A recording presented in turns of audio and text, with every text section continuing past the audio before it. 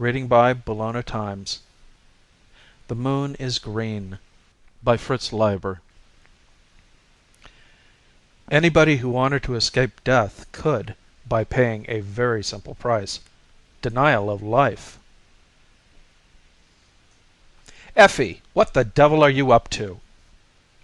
Her husband's voice, chopping through her mood of terrified rapture, made her heart jump like a startled cat, yet by some miracle of feminine self-control her body did not show a tremor.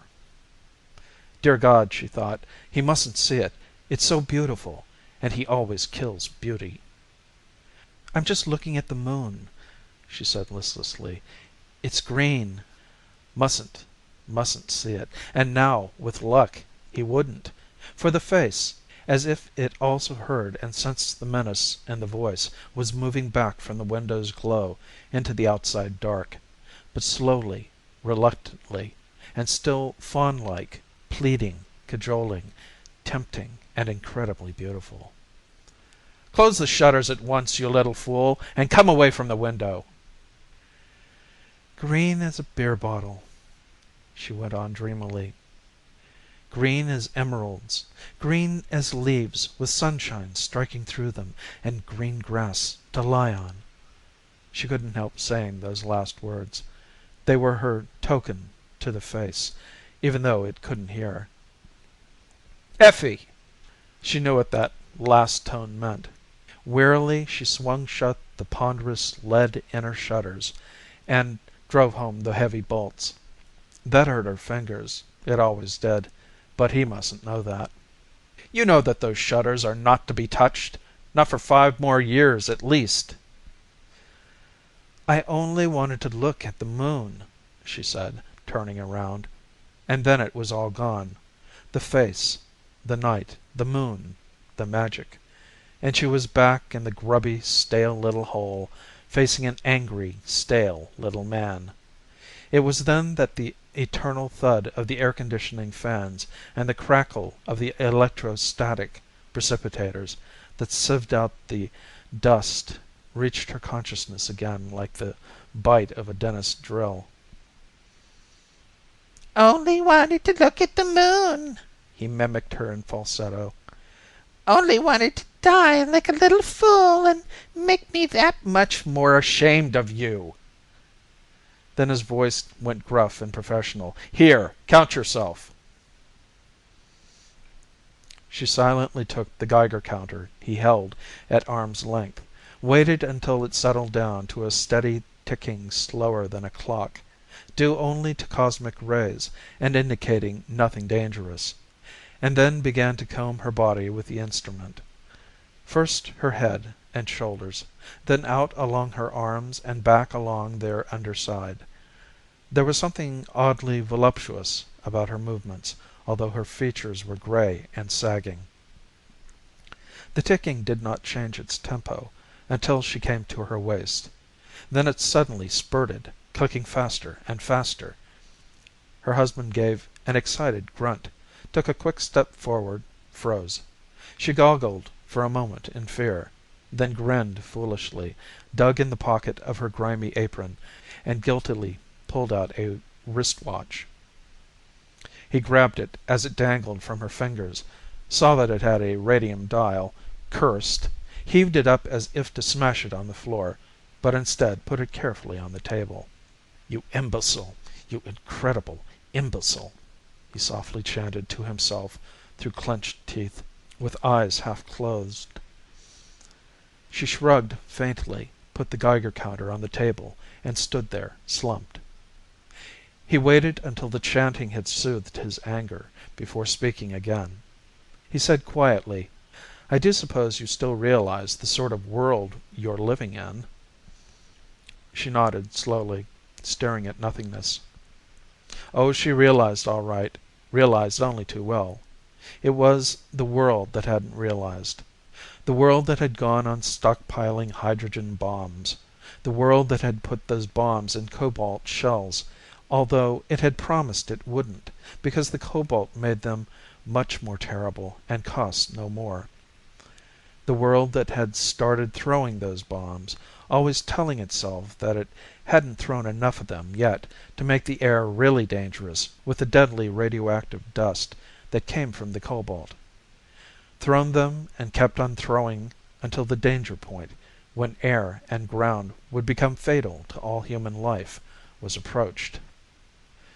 Then, for about a month, the two great enemy groups had hesitated, and then each, unknown to the other, had decided it could risk one last gigantic and decisive attack without exceeding the danger point.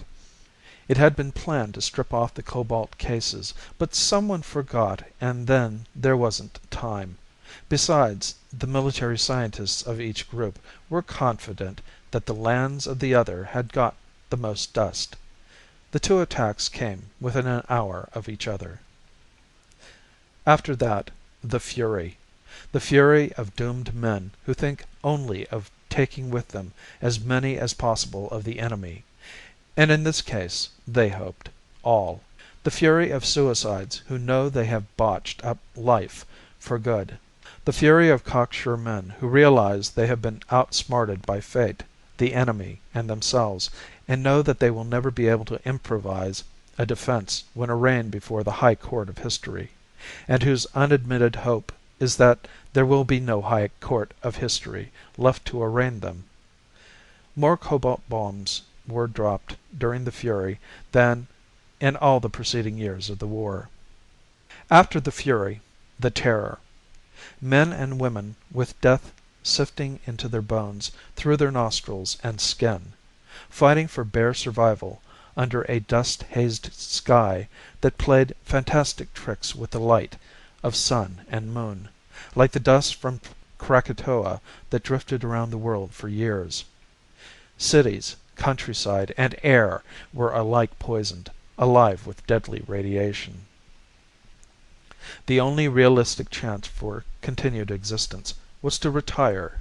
For the 5 or 10 years the radiation would remain deadly, to some well-sealed and radiation-shielded place that must also be copiously supplied with food, water, power, and a means of air conditioning. Such places were prepared by the far-seeing, seized by the stronger, defended by them in turn against the desperate hordes of the dying, until there were no more of those. After that, only the waiting, the enduring, a mole's existence, without beauty or tenderness, but with fear and guilt as constant companions. Never to see the sun, to walk among the trees, or even know if there were still trees. Oh yes, she realized what the world was like. You understand too, I suppose, that we were allowed to reclaim this ground-level apartment only because the committee believed us to be responsible people, and because I've been making a damn good showing lately? Yes, Hank. I thought you were eager for privacy. You want to go back to the basement tenements? God, no. Anything rather than that fetid huddling, that shameless communal sprawl. And yet, was this so much better? The nearness to the surface was meaningless. It only tantalized. And the privacy magnified Hank. She shook her head dutifully and said, No, Hank. Then why aren't you careful? I've told you 1,000,000 times, Effie, that glass is no protection against the dust that's outside that window. The lead shutter must never be touched. If you make one single slip like that, and it gets around, the committee will send us back to the lower levels without blinking an eye. And they'll think twice before trusting me with any important jobs. I'm sorry, Hank. Sorry? What's the good of being sorry? The only thing that counts is never to make a slip. Why the devil do you do such things, Effie? What drives you to it? She swallowed. It's just that it's so dreadful, being cooped up like this, she said hesitatingly. Shut away from the sky and the sun. I'm just hungry for a little beauty. And do you suppose I'm not? He demanded. Don't you suppose I want to get outside too, and be carefree and have a good time? But I'm not so damn selfish about it. I want my children to enjoy the sun, and my children's children. Don't you see that that's the all important thing, and that we have to behave like mature adults and make sacrifices for it?" "Yes, Hank." He surveyed her slumped figure, her lined and listless face. "You're a fine one to talk about hunger for beauty," he told her. Then his voice grew softer, more deliberate. "You haven't forgotten, have you, Effie, that until last month the committee was so concerned about your sterility that they were about to enter my name on the list of those waiting to be allotted a free woman? Very high on the list, too." She could nod even at that one, but not while looking at him. She turned away. She knew very well that the committee was justified in worrying about the birth rate. When the community finally moved back to the surface again, each additional healthy young person would be an asset, not only in the struggle for bare survival, but in the resumed war against communism which some of the committee members still counted on. It was natural that they should view a sterile woman with disfavor, and not only because of the waste of her husband's germ plasm, but because sterility might indicate that she had suffered more than the average from radiation. In that case, if she did bear children later on, they would be more apt to carry a defective heredity, producing an undue number of monsters and freaks in future generations, and so contaminating the race. Of course she understood it. She could hardly remember the time when she didn't. Years ago? Centuries? There wasn't much difference in a place where time was endless. His lecture finished, her husband smiled and grew almost cheerful. "Now that you're going to have a child, that's all in the background again. Do you know, Effie, that when I first came in, I had some very good news for you? I'm to be a member of the junior committee, and the announcement will be made at the banquet tonight." He cut short her mumbled congratulations. "So brighten yourself up and put on your best dress. I want the other juniors to see what a handsome wife the new member has got." He paused. "Well, get a move on." She spoke with difficulty, still not looking at him. "I'm terribly sorry, Hank, but you'll have to go alone. I'm not well." He straightened up with an indignant jerk. "There you go again. First that infantile, inexcusable business of the shutters, and now this. No feeling for my reputation at all. Don't be ridiculous, Effie. You're coming." "Terribly sorry," she repeated, blindly, "but I really can't. I'd just be sick. I wouldn't make you proud of me at all." "Of course you won't," he retorted sharply. "As it is, I have to spend half my energy running around making excuses for you. Why you're so odd, why you always seem to be ailing, why you're always stupid and snobbish and say the wrong thing. But tonight's really important, Effie. It will cause a lot of bad comment if the new member's wife isn't present. You know how just a hint of sickness starts the old radiation disease rumor going. You've got to come, Effie." She shook her head helplessly. "Oh, for heaven's sake, come on!" he shouted, advancing on her. "This is just a silly mood. As soon as you get going, you'll snap out of it. There's nothing really wrong with you at all." He put his hand on her shoulder to turn her around, and at his touch her face suddenly grew so desperate and gray that for a moment he was alarmed in spite of himself. "Really?" he asked, almost with a note of concern. She nodded miserably. "Hm." He stepped back and strode about irresolutely. "Well, of course, if that's the way it is." He checked himself, and a sad smile crossed his face. "So you don't care enough about your old husband's success to make one supreme effort in spite of feeling bad?" Again the helpless headshake. "I just can't go out tonight under any circumstances," and her gaze stole toward the lead shutters. He was about to say something when he caught the direction of her gaze. His eyebrows jumped. For seconds he stared at her incredulously, as if some completely new and almost unbelievable possibility had popped into his mind. The look of incredulity slowly faded, to be replaced by a harder, more calculating expression. But when he spoke again, the voice was shockingly bright and kind. "Well, it can't be helped, naturally, and I certainly wouldn't want you to go if you weren't able to enjoy it. So you hop right into bed and get a good rest. I'll run over to the men's dorm to freshen up. No, really, I don't want you to have to make any effort at all. Incidentally, Jim Barnes isn't going to be able to come to the banquet either.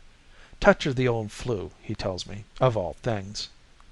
He watched her closely as he mentioned the other man's name, but she didn't react noticeably.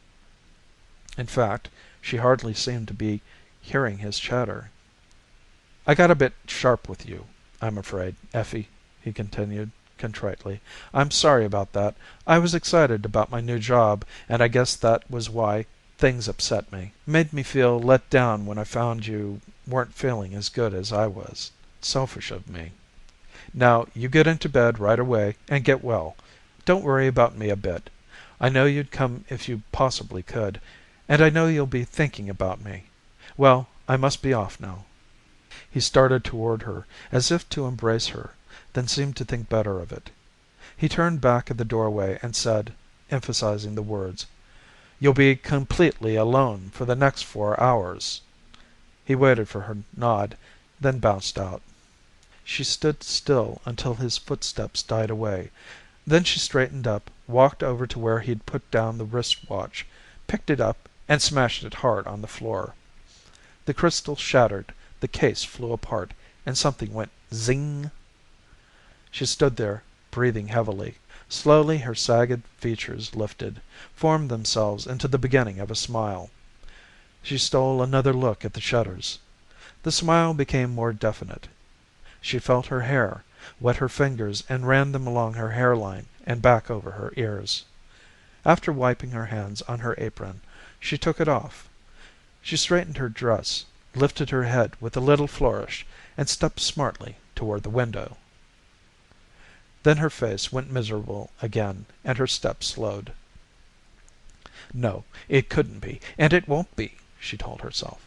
It had been just an illusion, a silly romantic dream that she had somehow projected out of her beauty-starved mind and given a moment's false reality. There couldn't be anything alive outside. There hadn't been for 2 whole years.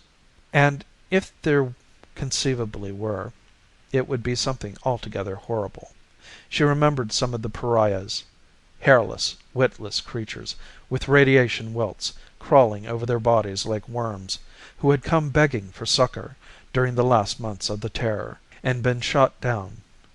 How they must have hated the people in refuges. But even as she was thinking these things, her fingers were caressing the bolts, gingerly drawing them, and she was opening the shutters gently, apprehensively. No, there couldn't be anything outside, she assured herself wryly, peering out into the green night. Even her fears had been groundless. But the face came floating up toward the window. She started back in terror, then checked herself. For the face wasn't horrible at all, only very thin, with full lips and large eyes and a thin, proud nose like the jutting beak of a bird. And no radiation welts or scars marred the skin, olive in the tempered moonlight. It looked, in fact, just as it had when she had seen it the first time. For a long moment the face stared deep, deep into her brain. Then the full lips smiled, and a half-clenched, thin-fingered hand materialized itself from the green darkness and rapped twice on the grimy pane. Her heart pounding, she furiously worked the little crank that opened the window. It came unstuck from the frame with a tiny explosion of dust and a zing like that of the watch, only louder. A moment later it swung open wide, and a puff of incredibly fresh air caressed her face and the inside of her nostrils, stinging her eyes with unanticipated tears. The man outside balanced on the sill, crouching like a fawn, head high, one elbow on knee. He was dressed in scarred, snug trousers and an old sweater. "Is it tears I get for a welcome?" he mocked her gently in a musical voice. "Or are those only to greet God's own breath, the air?" He swung down inside, and now she could see he was tall. Turning, he snapped his fingers and called, "Come, puss."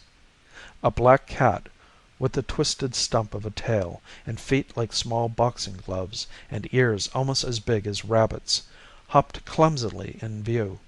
He lifted it down, gave it a pat. Then nodding familiarly to Effie, he unstrapped a little pack from his back and laid it on the table. She couldn't move. She even found it hard to breathe. "The window," she finally managed to get out. He looked at her inquiringly, caught the direction of her stabbing finger. Moving without haste, he went over and closed it carelessly. "The shutters, too," she told him, but he ignored that, looking around. "It's a snug enough place you and your man have," he commented. "Or is it that this is a free love town, or a harem spot, or just a military post?" He checked her before she could answer. "But let's not be talking about such things now. Soon enough I'll be scared to death for both of us. Best enjoy the kick of meeting, which is always good for 20 minutes at the least." He smiled at her rather shyly. "Have you food? Good, then bring it." She set cold meat and some precious canned bread before him, and had water heating for coffee. Before he fell to, he shredded a chunk of meat and put it on the floor for the cat, which left off its sniffing inspection of the walls and ran up eagerly, mewing. Then the man began to eat, chewing each mouthful slowly and appreciatively. From across the table Effie watched him, drinking in his every deft movement, his every cryptic quirk of expression. She attended to making the coffee, but that took only a moment. Finally she could contain herself no longer. "What's it like up there?" she asked breathlessly. "Outside, I mean." He looked at her oddly for quite a space. Finally he said flatly, "Oh, it's a wonderland for sure. More amazing than you tomb folk could ever imagine. A veritable fairyland." And he quickly went on eating. "No, but really," she pressed. Noting her eagerness, he smiled, and his eyes filled with playful tenderness. "I mean it, on my oath," he assured her. "You think the bombs and the dust made only death and ugliness. That was true at first, but then, just as the doctors foretold, they changed the life in the seeds and loins that were brave enough to stay. Wonders bloomed and walked." He broke off suddenly and asked, "Do any of you ever venture outside?" "A few of the men are allowed to," she told him, "for short trips in special protective suits, to hunt for canned food and fuels and batteries and things like that." "Aye, and those blind-souled slugs would never see anything but what they're looking for," he said, nodding bitterly. "They'd never see the garden where a dozen buds blossom where one did before, and the flowers have petals a yard across, with stingless bees, big as sparrows, gently supping their nectar. House cats grown spotted and huge as leopards, not little runts like Joe Louis here, stalk through those gardens.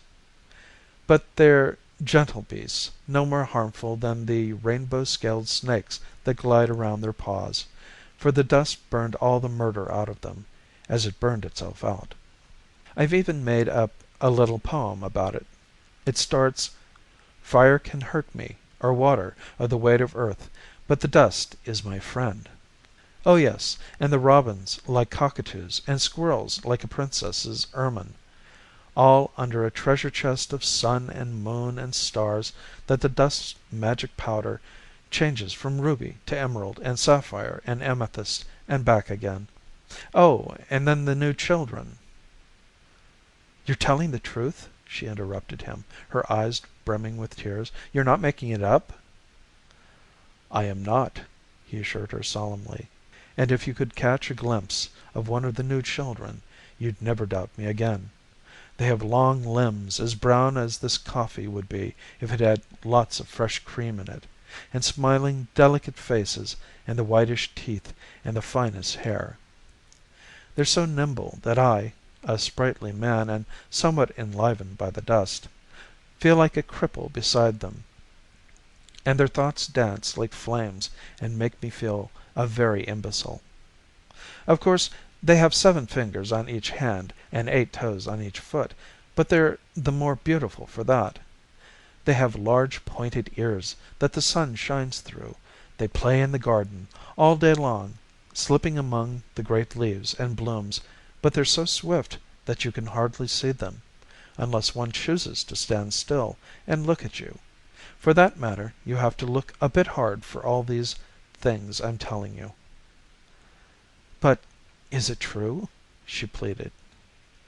"Every word of it," he said, looking straight into her eyes. He put down his knife and fork. "What's your name?" he asked softly. "Mine's Patrick." "Effie," she told him. He shook his head. "That can't be," he said. Then his face brightened. "Euphemia!" he exclaimed. "That's what Effie is short for. Your name is Euphemia." As he said that, looking at her, she suddenly felt beautiful. He got up and came around the table and stretched out his hand toward her. "Euphemia," he began. "Yes," she answered huskily, shrinking from him a little, but looking up sideways and very flushed. "Don't either of you move," Hank said. The voice was flat and nasal because Hank was wearing a nose respirator that was just long enough to suggest an elephant's trunk. In his right hand was a large blue-black automatic pistol. They turned their faces to him. Patrick's was abruptly alert, shifty, but Effie's was still smiling tenderly, as if Hank could not break the spell of the magic garden and should be pitied for not knowing about it. "You little," Hank began with an almost gleeful fury, calling her several shameful names. He spoke in short phrases, closing tight his unmasked mouth between them while he sucked in breath through the respirator. His voice rose in a crescendo. "And not with the man of the community, but a pariah. A pariah!" "I hardly know what you're thinking, man, but you're quite wrong," Patrick took the opportunity to put in hurriedly, conciliatingly. "I just happened to be coming by hungry tonight, a lonely tramp, and knocked at the window. Your wife was a bit foolish and let kind-heartedness get the better of prudence." "Don't think you've pulled the wool over my eyes, Effie," Hank went on with a screechy laugh, disregarding the other man completely. "Don't think I don't know why you're suddenly going to have a child after 4 long years." At that moment the cat came nosing up to his feet. Patrick watched him narrowly, shifting his weight forward a little, but Hank only kicked the animal aside without taking his eyes off them. "Even that business of carrying the wrist watch in your pocket instead of on your arm," he went on with channeled hysteria. "A neat bit of camouflage, Effie, very neat, and telling me it was my child, when all the while you've been seeing him for months." "Man, you're mad. I've not touched her," Patrick denied hotly, though still calculatingly, and risked a step forward, stopping when the gun instantly swung his way.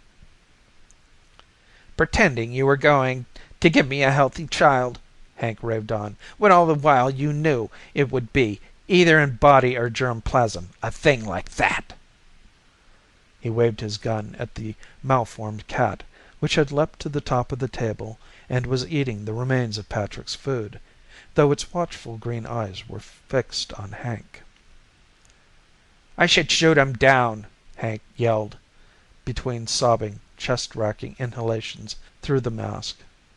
"I should kill him this instant for the contaminated pariah he is." All this while Effie had not ceased to smile compassionately. Now she stood up without haste and went to Patrick's side. Disregarding his warning, apprehensive glance, she put her arm lightly around him and faced her husband. "Then you be killing the bringer of the best news we've ever had," she said, and her voice was like a flood of some warm, sweet liquor in that musty, hate-charged room. "Oh, Hank, forget your silly, wrong jealousy and listen to me. Patrick here has something wonderful to tell us." Hank stared at her. For once he screamed no reply. It was obvious that he was seeing for the first time how beautiful she had become, and that the realization jolted him terribly. "What do you mean?" he finally asked unevenly, almost fearfully. "I mean that we no longer need to fear the dust," she said, and now her smile was radiant. "It never really did hurt people the way the doctors said it would. Remember how it was with me, Hank, the exposure I had and recovered from, although the doctors said I wouldn't at first, and without even losing my hair? Hank, those who were brave enough to stay outside, and who weren't killed by terror and suggestion and panic, they adapted to the dust. They changed, but they changed for the better. Everything." "Effie, he told you lies," Hank interrupted, but still in that same agitated, broken voice, cowed by her beauty. "Everything that grew or moved was purified," she went on ringingly. "You men going outside have never seen it because you've never had eyes for it. You've been blinded to beauty, to life itself, and now all the power in the dust has gone and faded, anyway, burned itself out. That's true, isn't it?" She smiled at Patrick for confirmation. His face was strangely veiled, as if he were calculating obscure changes. He might have given a little nod, at any rate. Effie assumed that he did, for she turned back to her husband. "You see that, Hank? We can all go out now. We need never fear the dust again. Patrick is a living proof of that," she continued triumphantly, standing straighter, holding him a little tighter. "Look at him, not a scar or a sign, and he's been out in the dust for years. How could he be this way if the dust hurt the brave? Oh, believe me, Hank, believe what you see. Test it if you want. Test Patrick here." "Effie, you're all mixed up. You don't know." Hank faltered, but without conviction of any sort. "Just test him," Effie repeated with utter confidence, ignoring, not even noticing, Patrick's warning nudge. "All right," Hank mumbled. He looked at the stranger dully. "Can you count?" he asked. Patrick's face was a complete enigma. Then he suddenly spoke, and his voice was like a fencer's foil, light, bright, alert, constantly playing, yet utterly on guard. "Can I count? Do you take me for a complete simpleton, man? Of course I can count." "Then count yourself," Hank said, barely indicating the table. "Count myself, should I?" the other retorted, with a quick, facetious laugh. "Ha! Is this a kindergarten? But if you want me to, I'm willing." His voice was rapid. "I've 2 arms and 2 legs, that's 4, and 10 fingers and 10 toes. You'll take my word for them. That's 24. A head, 25, and 2 eyes and a nose and a mouth." "With this, I mean," Hank said heavily, advanced to the table, picked up the Geiger counter, switched it on, and handed it across the table to the other man. But while it was still an arm's length from Patrick, the clicks began to mount furiously, until they were like the chatter of a pygmy machine gun. Abruptly the clicks slowed, but that was only the counter shifting to a new scaling circuit, in which each click stood for 512 of the old ones. With those horrid, rattling little volleys, fear cascaded into the room and filled it, smashing like so much colored glass all the bright barriers of words Effie had raised against it. For no dreams can stand against the Geiger counter. the 20th century's mouthpiece of ultimate truth. It was as if the dust and all the terrors of the dust had incarnated themselves in one dread invading shape that said in words stronger than audible speech, "Those were illusions, whistles in the dark. This is reality, the dreary, pitiless reality of the burrowing years." Hank scuttled back to the wall. Through chattering teeth he babbled, "Enough radioactives to kill 1,000 men. Freak! A freak!" In his agitation, he forgot for a moment to inhale through the respirator. Even Effie, taken off guard, all the fears that had been drilled into her twanging like piano wires, shrank from the skeletal seeming shape beside her, held herself to it only by desperation. Patrick did it for her. He disengaged her arm and stepped briskly away. Then he whirled on them, smiling sardonically, and started to speak, but instead looked with distaste at the chattering Geiger counter he held between fingers and thumb. "Have we listened to this racket long enough?" he asked. Without waiting for an answer, he put down the instrument on the table. The cat hurried over to it, curiously, and the clicks began again to mount in a minor crescendo. Effie lunged for it frantically, switched it off, darted back. "That's right," Patrick said with another chilling smile. "You do well to cringe, for I am death itself. Even in death I could kill you like a snake." And with that his voice took on the tones of a circus barker. "Yes, I'm a freak, as the gentleman so wisely said. That's what one doctor who dared talk with me for a minute told me before he kicked me out. He couldn't tell me why, but somehow the dust doesn't kill me, because I'm a freak, you see, just like the men who ate nails and walked on fire and ate arsenic and stuck themselves through with pins. Step right up, ladies and gentlemen, only not too close, and examine the man the dust can't harm. Rappaccini's child, brought up to date. His embrace. Death." "And now," he said, breathing heavily, "I'll get out and leave you in your damned lead cave." He started toward the window. Hank's gun followed him shakingly. "Wait!" Effie called in an agonized voice. He obeyed. She continued falteringly, "When we were together earlier, you didn't act as if—" "When we were together earlier, I wanted what I wanted," he snarled at her. "You don't suppose I'm a bloody saint, do you?" "And all the beautiful things you told me?" "That," he said cruelly, "is just a line I've found that women fall for. They're all so bored and so starved for beauty, as they generally put it." "Even the garden?" Her question was barely audible through the sobs that threatened to suffocate her. He looked at her, and perhaps his expression softened, just a trifle. "What's outside," he said flatly, "is just a little worse than either of you can imagine." He tapped his temple. "The garden's all here." "You've killed it," she wept. "You've killed it in me. You've both killed everything that's beautiful. But you're worse," she screamed at Patrick, "because he only killed beauty once, but you brought it to life just so you could kill it again. Oh, I can't stand it. I won't stand it." And she began to scream.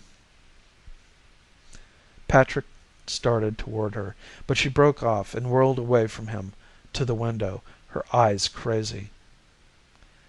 "You've been lying to us," she cried. "The garden's there. I know it is. But you don't want to share it with anyone." "No, no, Euphemia," Patrick protested anxiously. "It's hell out there. Believe me, I wouldn't lie to you about it."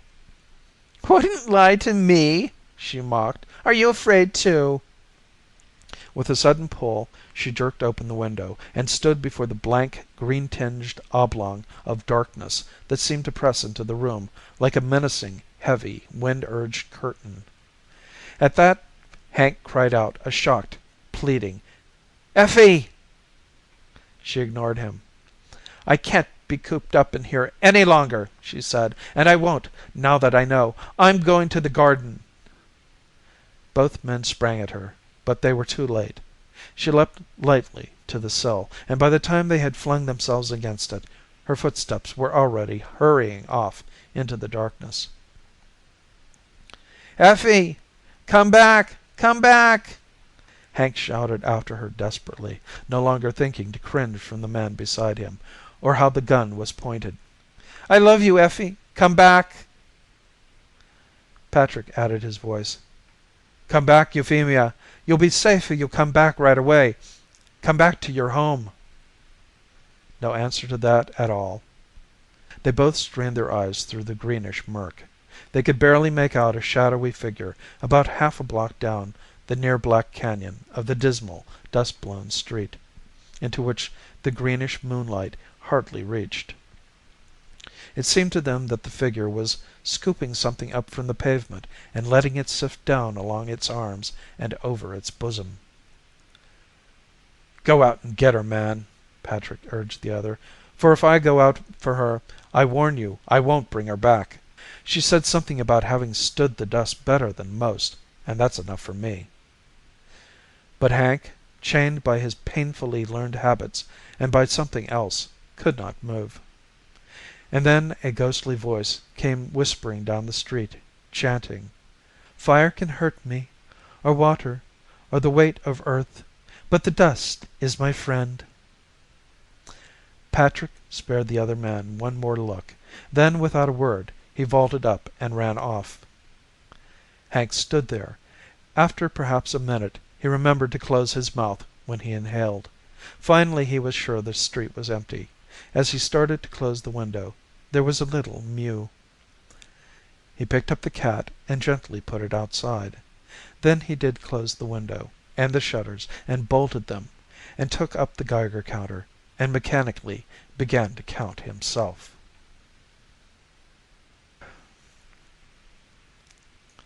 End of The Moon is Green by Fritz Leiber.